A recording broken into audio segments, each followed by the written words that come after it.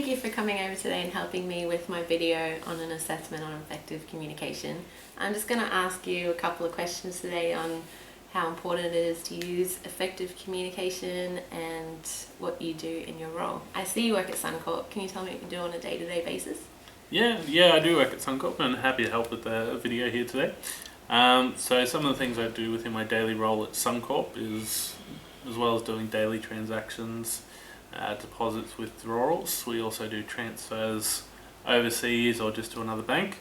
Other than that, we do also tend to try to help our customers with other bits and pieces throughout their life, so going through and opening up new accounts for them or telling them about new accounts that they may potentially be interested in, as well as going, through with them and asking if they are in the market for a house and setting up with our lender, or opening credit cards or personal loans and things like that for them, which I do. Awesome. So you use a lot of communication throughout your day. How important is it that you have these skills? Yeah, we definitely do use a lot of communication. I mean, I do have to communicate with customers and work colleagues. I mean, communicating with work colleagues, delegating duties out on the day if needed, and just basically communicating with them on a day-to-day basis around what's going on, what's happening, what needs to happen, that sort of thing. And on a customer front, we definitely need to be able to communicate with them effectively. We don't get that great a deal of time with them most of the time. A lot of people tend to not come into branches now with the internet and phone apps and stuff like that. Don't generally get to see customers that often, so when you do get to see them in store, you have to take full advantage of that and make sure you're communicating properly and effectively with them to see what's coming up next for them, whether it be buying a house or personal loan for a new car and helping them with that, or even if it is just having a chat about what their current insurance is, seeing if we could potentially save them some money there, or even going down the road of seeing what accounts they may potentially need to use or what accounts may be better suited for them if they're still sitting on older accounts. Awesome. So can you give me an example where an incident has occurred due to lack of communication between you and a colleague or you and a customer?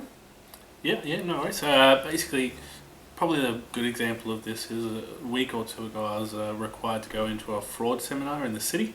Working out in the suburbs of Brisbane, I did have to sort of go through and organise what time I'd be leaving and what time I needed to be there, that sort of thing. The boss was actually at the fraud seminar in the morning, so he wasn't there when we first opened. We essentially just completely forgot about it, so we had a bit of a communication breakdown.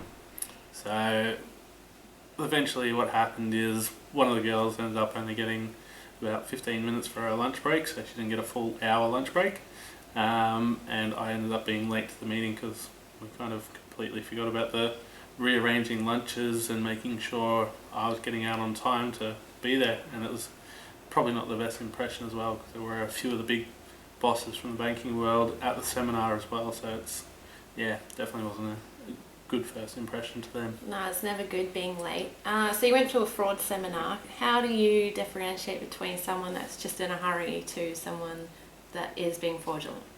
Yeah, that's an excellent question. I mean, it does come down to, your gut instinct a bit, but there are sort of things that you do, and communication does come down to it a lot as well. So using not just verbal communication, but also physical communication. So gestures, if they're sort of twitchy or fidgety, you can sort of pick up and from there tell what they're doing.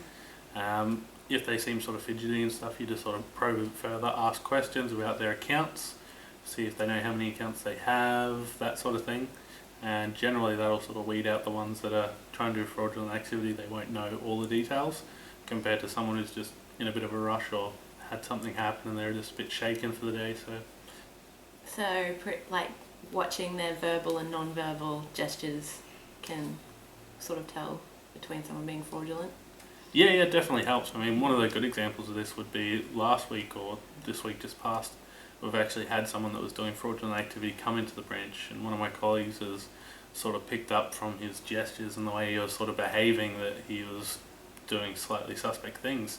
Although he had the dude's wallet and was able to answer sort of date of birth questions, current address questions, stuff like that, he wasn't able to answer a full range of questions from how many accounts he had to what funds are in the account and that sort of thing. So, I mean, being able to communicate effectively definitely helped there, because if we weren't communicating effectively or being able to pick up on those things, we may not have caught that person doing fraudulent activities.